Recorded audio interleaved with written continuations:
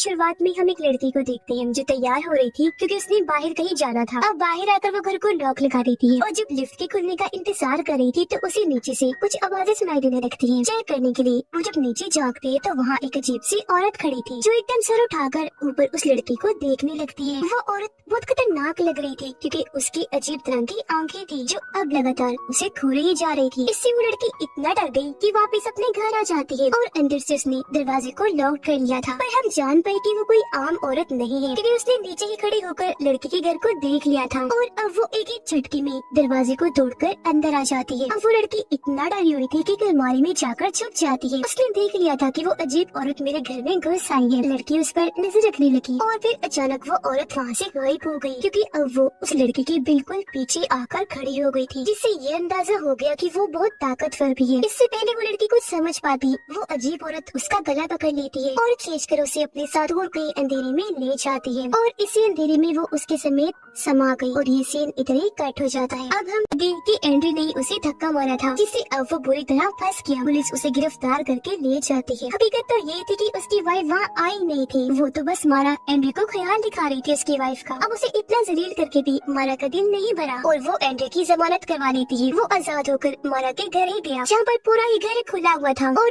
अब एंड्री दोबारा से उस अजीब कमरे में आ जाता है जहाँ वो चमकदार मशरूम्स की बेलें थी। यहाँ उसे एक गड्ढा दिखाई देता है जिसके अंदर वो कूद जाता है क्योंकि उसे लग रहा था कि मेरी वाइफ यही मिलेगी क्योंकि पिछली बार मारा यहीं से निकलकर उनके सामने आई थी। पर अब गड्ढे से बाहर आने पर एंड्रे एक अलग ही टाइम में आ जाता है जो काफी पुराना वक्त लग रहा था। वो आसपास अजीब तरह से देखने लगा। वो सामने एक घर देखता है जहाँ पर लाइट जली हुई थी, इसलिए अब वो वहीं जाने लगता है। पर यहाँ भी वो छोटी बच्ची आकर उसे रोक लेती है और अपने साथ एक फार्म में लेकर आ जाती है। फिर से एंड्रे को एक ख्याल दिखाती है ताकि वो जान सके कि मारा की कहानी क्या है, उसके साथ हुआ क्या था। तो हम ख्याल में देखते हैं ये वक्त है 1948 का, जो वो छोटी बच्ची थी जहाँ मारा के गांव पर कुछ सिपाहियों ने हमला कर दिया था क्योंकि वो गांव वालों के सभी घोड़े ले जाना चाहते थे। पर गांव वालों ने ऐसा करने से मना कर दिया क्योंकि ऐसे उन बेचारों के कमाने का जरिया खत्म हो जाता, उनकी रोजी रोटी छिन जाती। इसलिए सभी गाँव वाले उनसे मिन्नतें करते हैं कि वो ऐसा ना करे, जिस पर सिपाही उनके साथ एक डील कर लेते हैं कि हमें मारा दे दो जिस पर हम सिर्फ आधे घोड़े ले जाएंगे। अब सारे गाँव वाले यहाँ तक कि उसकी डैड भी इस डील के लिए मान गई, जिस पर सिपाही मारा को उठाकर अपने साथ ले गए, साथ आधे घोड़े भी और आधे गांव वालों के पास ही रहने दिए। जिसके बाद वो मारा को उसी घर में ले आए जहाँ अब वो रहती है और वहाँ उस पर बहुत जुल्म किए गए। इस वजह से मारा को बहुत गुस्सा आया और उसने अपने गांव वालों से बदला लेने का फैसला किया, जिसके लिए उसने काला जादू सीखा और वो बन गई एक विच। और फिर इसी जादू की मदद से उसने सभी सिपाहियों को अपने कंट्रोल में करके गाँव वालों पर हमला करवा दिया और अपने डैड समेत सभी लोगों को मरवा दिया। और अब क्योंकि वो विच बन गई थी तो बुरा होने की वजह से उसने बहुत सारे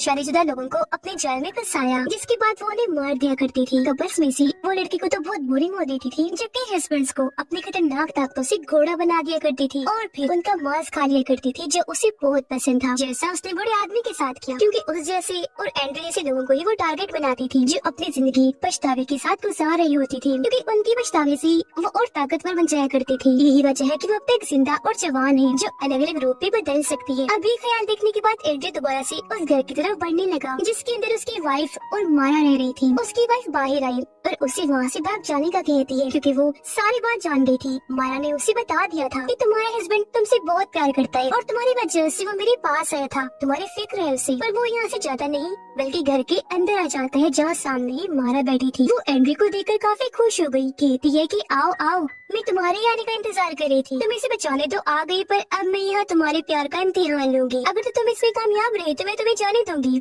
जिस पर एंड्रे मान जाता है और तब मारा उसे उसी वक्त में भेज देती है जब गुंडे उनके घर में घुस आए थे और उसकी वाइफ के साथ बुरा बर्ताव कर रहे थे। पर इस बार वो भागता नहीं बल्कि उनका मुकाबला करने की कोशिश करता है। वो चाकू लेकर उनमें से एक पर हमला कर देता है पर एक उसे ही चाकू से मारकर जख्मी कर देता है। उसकी हालत बहुत खराब हो गई और अब वो बेचारा अपनी वाइफ के साथ होने वाले बुरे बर्ताव को बस देख सकता था, कुछ कर नहीं सकता था। जहाँ पर तभी उसके पास मारा आकर कहती है कि तुम अगर चाहो तो ये सब रुक सकता है, तुम्हें ज्यादा कुछ नहीं करना, बस वो मशरूम खाना होगा। पर अब तक एंड्रे समझ गया था कि ये सब असल नहीं है बल्कि इसे असल दिखाकर मारा मुझे फंसाने की कोशिश कर रही है। तो फौरन ख्याल से बाहर आकर अपनी वाइफ को यहाँ से भागने का कहता है, पर तब तक मारा ने दोनों पर हमला कर दिया था और वो इन्हें बहुत मारे थे। पर क्योंकि मारा को अपने वो मशरूम बहुत प्यारे थे जो उसने अपने खतरनाक ताकतों से बनाए, इसलिए एंड्रे की वाइफ उनमें आग लगा देती है। अब ये देखकर मारा काफी घबरा गई। आग बुझाने वो जैसे आगे बढ़ी, मौका पाकर ये दोनों उस घर से बाहर आ जाते हैं जहाँ आग अब बहुत ज्यादा फैल चुकी थी चारों तरफ। और अब वो छोटी बच्ची इन दोनों को वहाँ से निकालने में मदद करती है और खुद उस घर में आकर दरवाजा बंद कर लेती है और मारा के साथ ही जलकर मारी जाती है। अब यहाँ हम जान पाए कि वो छोटी बच्ची असल में मारा का ही बचपन का रूप था, यानी कि उसकी आत्मा। और क्योंकि वो छोटी मारा थी, बच्ची थी, तो उसका दिल साफ था, इसलिए तो वो हर वक्त एंड्री और उसकी वाइफ को बचाना चाहती थी। इसलिए अब उसने दोनों की पूरी तरह से जान बचाने के लिए अपनी कुर्बानी दी थी। मारा के साथ खुद भी जलकर खत्म हो गई। उधर एंड्री और उसकी वाइफ उसे गड्ढे के जरिए बाहर निकल आते हैं। यहाँ वो काफी जख्मी था, जिसके गले से लगकर उसकी वाइफ बहुत रोती है और अब वो